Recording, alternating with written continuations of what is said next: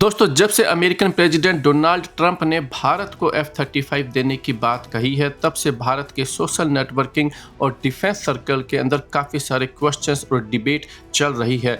आइए वो कौन से क्वेश्चंस हैं और उन क्वेश्चंस का आंसर हम इस वीडियो में देने की कोशिश करेंगे। उस सबसे पहला क्वेश्चन है दोस्तों कि क्या भारत को American fifth generation fighter jet F-35 purchase करना चाहिए। काफ़ी सारे डिफेंस एक्सपर्ट्स ये कहते हैं कि F-35 की बजाय एडिशनल राफाल जेट्स को परचेज करना चाहिए और या फिर हमें Su-57 या फिर मेक इन इंडिया के तहत AMCA के ऊपर अपना पूरा ध्यान और अपनी पूरी एनर्जी लगानी चाहिए। और काफ़ी सारे लोग दोस्तों इस बात के ऊपर भी डिबेट कर रहे हैं कि भारत जो प्रपोज्ड MMRCA या MRFA जो डील है, यानी कि मीडियम फाइटर जेट एयरक्राफ्ट की डील, उसको स्क्रैप करके डायरेक्टली F-35 या Su-57 परचेज कर लेने चाहिए। इनमें से भारत को क्या करना चाहिए, इन सारे मुद्दों के ऊपर दोस्तों इसी वीडियो में हम बात करने वाले हैं। लेकिन उससे पहले आपसे रिक्वेस्ट है कि आप हमारे चैनल को सब्सक्राइब कीजिए और हमारी वीडियो को लाइक और शेयर करना मत भूलिएगा। देखिए, अभी तक कभी भी अमेरिका ने भारत को F-35 का ऑफर नहीं दिया है। ये पहली बार हुआ है जब डोनाल्ड ट्रंप ने अपनी प्रेस कॉन्फ्रेंस के दौरान ये कहा कि अमेरिका F-35 भारत को देने के लिए तैयार है। दोस्तों, जो हमारे चैनल्स को देखते हैं या फिर और दूसरे चैनल्स को देखते हैं, हमें लगता है कि सब इन फाइटर जेट्स की कैपेबिलिटीज़ के बारे में जानते हैं। और अब हम केवल मेन मुद्दों के ऊपर आते हैं, जिससे ये समझने की कोशिश करेंगे कि भारत के लिए कौन-सी डील बेटर हो सकती है। सबसे पहले बात करते हैं कि भारत को फिफ्थ जनरेशन का फाइटर जेट क्यों चाहिए। इसको सबसे पहले समझने की कोशिश करते हैं। हमारी जो दो एडवर्सरीज हैं, चाइना और पाकिस्तान, दोनों ही फिफ्थ जनरेशन फाइटर जेट्स को इंडक्ट कर रहे हैं। चाइना के पास में ऑलरेडी 250 के आसपास फिफ्थ जनरेशन फाइटर जेट उसकी इन्वेंट्री में है और 2035 तक उसके पास में 1000 फिफ्थ जनरेशन फाइटर जेट उसकी इन्वेंट्री में होंगे। पाकिस्तान के पास में भी फिफ्थ जनरेशन फाइटर जेट 2028-29 तक इंडक्ट होने की संभावना है। और चाइना अपने दूसरे फिफ्थ जनरेशन फाइटर जेट की टेस्टिंग स्टार्ट कर दी है। उसने अपने सिक्स्थ जनरेशन फाइटर जेट की भी टेस्टिंग स्टार्ट कर दी है। इसलिए भारत के पास में एक फिफ्थ जनरेशन फाइटर जेट होना बहुत ज़्यादा ज़रूरी है। चाइना के अलावा जिन दो कंट्रीज के पास में fifth generation fighter jet as of now available है, वो है अमेरिकन F-35 और रशिया का Su-57। और F-35 दुनिया का सबसे बढ़िया फिफ्थ जनरेशन फाइटर जेट है। अगर ये भारत को मिलता है तो भारत की एयरफोर्स का चाइनीज और पाकिस्तानी एयरफोर्स के ऊपर बहुत बड़ा एज हो जाएगा। रशियन Su-57 भी एक फिफ्थ जनरेशन फाइटर जेट है, लेकिन ये F-35 के मुकाबले में काफ़ी चीप है। जहाँ तक राफाल की बात है, वो एक 4.5 जनरेशन का फाइटर जेट है। और यहाँ पर ये भी नहीं भूलना चाहिए कि जो राफाल की जो अब रेडार है, वो एक्चुअली पुरानी पड़ती जा रही है। अब जो राफाल टाइप के फाइटर जेट आने वाले हैं, उनके अंदर राफाल से बेटर रेडार अवेलेबल है।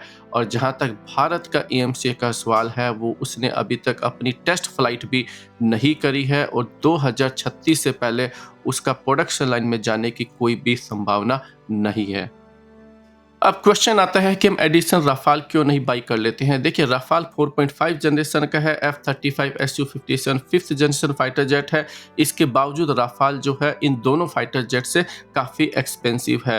भारत ने भी 36 राफाल के बाद में 2015-16 के बाद में किसी भी एडिशनल राफाल का ऑर्डर नहीं दिया है। हालांकि भारत 26 राफाल एम परचेज कर रहा है, वो भी नेवी के लिए, क्योंकि भारत के पास में और कोई ऑप्शंस अभी मौजूद नहीं है। और ये मेक इन इंडिया के तहत नहीं बनाए जा रहे हैं, ये डायरेक्टली फ्रांस से परचेज किए जाएंगे। आइए अब मेक इन इंडिया वाले क्वेश्चन के ऊपर थोड़ा सा डिस्कशन कर लेते हैं। देखिए, जो तेजस फाइटर जेट है, उसकी IOC 2012 के अंदर मिली थी। FOC तक पहुंचने में हमें 2019 का टाइम लगा। और जो फाइटर जेट आया उसको इंडियन एयरफोर्स ने लाइक नहीं किया, बल्कि भारत की जो एयरफोर्स है वो तेजस MK-1A वाले फाइटर जेट के ऑर्डर जो है प्लेस किए। तो इससे पता चलता है कि जैसे जैसे टेक्नोलॉजी अब आउटडेटेड हो जाती है, आपको नए फाइटर जेट्स की जरूरत पड़ती है। साथ में जो आपके एडवर्सरीज है, उनके पास पर भी नई कैपेबिलिटीज आ जाती है, तो आपको अपने फाइटर जेट को भी अपग्रेड करना पड़ता है। अमेरिका आपके साथ में F-35 को मेक इन इंडिया के तहत नहीं बनाएगा, क्योंकि कोई भी कंट्री इतनी एक्सपेंसिव और कॉम्प्लेक्स टेक्नोलॉजी को आपके साथ शेयर नहीं करने वाला है। आपको ये समझना पड़ेगा कि आपने अपने खुद के जो 5th जनरेशन फाइटर जेट है, उसकी अभी तक टेस्टिंग भी स्टार्ट नहीं करी है। साथ में लोगों को ये भी ध्यान रखना पड़ेगा कि जो R&D होती है, उसकी कोई डेफिनिट टाइम टेबल नहीं होता है। जो टेक्नोलॉजी ब्रेक थ्रू है, आपको कुछ घंटों में मिल सकता है, या उसको मिलने में आपको काफ़ी सारे साल भी लग सकते हैं। और आजकल दोस्तों सोशल नेटवर्किंग के ऊपर एक और बहुत बड़ी डिबेट चल रही है। काफ़ी सारे लोग ये कहते हैं कि भारत का एक बहुत बड़ी पब्लिक जो है वो एंटी इंडिया है, वो इम्पोर्ट को पसंद करते हैं, वो इम्पोर्ट लॉबी वाले लोग हैं। और ऐसे जो आर्गुमेंट देते हैं दोस्तों, उनको ये समझना पड़ेगा कि भारत के पास में जितने भी फाइटर जेट हैं, वो पिछली सरकारों ने ही या तो इम्पोर्ट किए हैं, या फिर जो है लाइसेंस के तहत इंडिया के अंदर बनाई है। आज भारत के पास में चाहे SU-30 MKI हो, चाहे राफाल हो, चाहे जैगवार हो, मिग-21, मिग-29, या फिर आपके T-72, T-90 जैसे टैंक्स हो, या फिर AK-203 जैसी गन्स हो, या फिर विक्रमादित्य जैसा एयरक्राफ्ट कैरियर हो, ये सारे या तो इम्पोर्ट किए गए हैं या भारत में लाइसेंस के तहत बनाए गए हैं। अगर हम केवल अपने मेक इन इंडिया या R&D के ऊपर अगर ट्रस्ट करते रहते, और अगर ये सारे इंपोर्ट नहीं करते, तो भारत के पास में आज कोई भी वेपन नहीं होता। तो इस बात को लोगों को समझना पड़ेगा।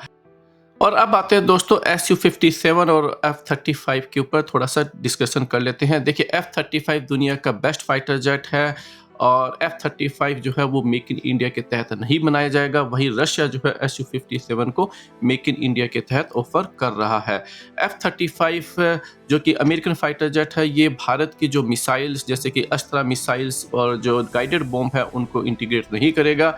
वहीं रशिया जो है वो हमेशा से भारत को अपनी खुद की मिसाइल्स और दूसरे वेपन सिस्टम्स को इंटीग्रेट करने के लिए अलाउ करता है। यहाँ पर एक बात समझनी पड़ेगी दोस्तों, ये जो मिसाइलें होती हैं, जैसे कि beyond visual range air to air missile, या फिर एयर टू ग्राउंड मिसाइल है, या फिर जो लेजर गाइडेड बॉम्ब है, ये काफ़ी एक्सपेंसिव होते हैं। जितना फाइटर जेट होता है, उससे भी ज़्यादा इनकी कॉस्ट भी पड़ती है। अगर अमेरिका ये भारत को अपनी खुद की मिसाइलें अगर अलाउ नहीं करता है, तो भारत को काफ़ी सालों तक इनके ऊपर लगने वाली जो मिसाइलें और गाइडेड बॉम्ब है, वो अमेरिका से परचेज करना पड़ेगा, जो कि एक काफ़ी एक्सपेंसिव मैटर है। वहीं अगर हम रशियन SU-57 की बात करते हैं, तो रशिया भारत को अपनी खुद की मिसाइलें और दूसरे बॉम्ब्स इंटीग्रेट करने के लिए अलाउ करता है। F-35 जो है, उसकी पर आवर ऑपरेटिंग कॉस्ट काफ़ी ज़्यादा एक्सपेंसिव है, और वहीं जो SU-57 है, वो इस मामले में काफ़ी चीप पड़ता है। और अब बात करते हैं दोस्तों इलॉन मस्क की, जिन्होंने F-35 के ऊपर एक ट्वीट करी थी, और उन्होंने कहा था कि F-35 एक बहुत ही घटिया फाइटर जेट है, और आजकल मैन मेड फाइटर जेट कौन बनाता है, क्योंकि इसमें ह्यूमन लाइफ के लॉस होने की चांसेस बहुत ज़्यादा होती है, इसलिए ड्रोन्स के ऊपर जो है काम करना चाहिए। यहाँ पर दोस्तों हमें नहीं भूलना चाहिए कि आजकल जो इलॉन मस्क है, वो एक तरीके से पॉलिटिकल कमेंट्स बहुत सारे दे रहे हैं। उनका एक अपना खुद का पॉलिटिकल एजेंडा है। साथ में अगर हम उनके खुद को भी देखते हैं, तो टेस्ला जो है वो अभी भी फुल्ली ऑटोमेटेड नहीं है, अभी तक उसको अप्रूवल सरकार से नहीं मिली है, और वो इतने सालों से इसके ऊपर काम करते हुए आए हैं। और जहाँ तक मार्स मिशन है दोस्तों, उसके अंदर भी उनको कोई ज़्यादा बड़ी सफलता नहीं मिली है। वो और कंट्री से थोड़ा-सा आगे चल रही हैं, लेकिन अभी भी उनको कोई ब्रेक थ्रू नहीं मिली है। और जहाँ तक अमेरिकन आर्म्ड फोर्सेज है, वो बहुत बड़ी संख्या के अंदर 5th जनरेशन फाइटर जेट को इंडक्ट कर रही है। और जहाँ तक और दूसरी कंट्रीज है, वो भी लगातार 5th जनरेशन फाइटर जेट बना रही है, चाहे वो चाइना हो, टर्की हो, या फिर यूरोपियन यूनियन, साउथ कोरिया, और इवन भारत अपने खुद के 5th जनरेशन फाइटर जेट के ऊपर काम कर रहे हैं। और आने वाले जो 25 से 40 साल है दोस्तों, 5th जनरेशन फाइटर जेट की जो है वो डिमांड बनी रहेगी। और इसी तरीके से दोस्तों इलॉन मस्क की तरह रशियन और यूक्रेन वॉर का एग्जांपल दिया जाता है, जहां पर रशिया ने अपनी एयरफोर्स का लिमिटेड यूज किया है, और उनकी जो फाइटर जेट है वो यूक्रेन का जो एयर डिफेंस सिस्टम्स है उसके जरिए जो है शूट डाउन कर दिए जाते हैं। यहाँ पर आपको एक बात नहीं भूलनी चाहिए दोस्तों कि जो यूक्रेन है उसको पूरा यूरोप जिसके अंदर इतनी सारी नेटो कंट्रीज है और खुद अमेरिका उनको इतने सारे एयर डिफेंस सिस्टम्स उनको जो है वो प्रोवाइड कर रखे हैं। और किसी एक कंट्री को इतनी बड़ी संख्या के अंदर एयर डिफेंस सिस्टम्स मिलना वो जो है इंडिया या फिर चाइना के लिए पॉसिबल नहीं है, खास करके अगर हम इंडिया की बात करते हैं तो इसलिए ज़रूरी है दोस्तों कि ये जो पूरा जो डिबेट है इसको बहुत ही माइन्यूटली देखना चाहिए, क्योंकि हमें साथ में एक बात ये भी नहीं भूलनी चाहिए दोस्तों कि जहाँ पर यूक्रेन जो है उसकी जो डिफेंस कंपनी जो उसका इंफ्रास्ट्रक्चर रशिया के तहत पूरी तरह जो है डिस्ट्रॉय कर दिया गया है, वहीं जो रशिया है उसके ऊपर ऐसा कोई भी डैमेज देखने को नहीं मिला है। और अब बात करते हैं दोस्तों अमेरिकन सैंक्शंस की। देखिए दोस्तों, काफ़ी सारे लोग इस बात पर डिबेट करते हैं कि अमेरिका कभी भी भारत के ऊपर सैंक्शंस लगा सकता है, जैसे कि उसे 1999 के अंदर न्यूक्लियर टेस्ट के बाद भी देखने को मिला था। और लेकिन दोस्तों फिर यहाँ पर ये नहीं भूलना चाहिए कि जब हम अमेरिका ने 2000 के आसपास जब भारत का जो जेट इंजन है उसके को डेवलपमेंट के लिए भारत को अमेरिका से जो है वो हटा दिया था और उसके ऊपर सैंक्शंस लगा दिए थे। फिर से भारत की जो सरकारें हैं उन्होंने जीई को ही, जो कि एक अमेरिकन जेट इंजन कंपनी है, उसको ही अपने तेजस MK1, तेजस MK2 और एएमसी फाइटर जेट के लिए चुना। फिर ये समझ से परे है,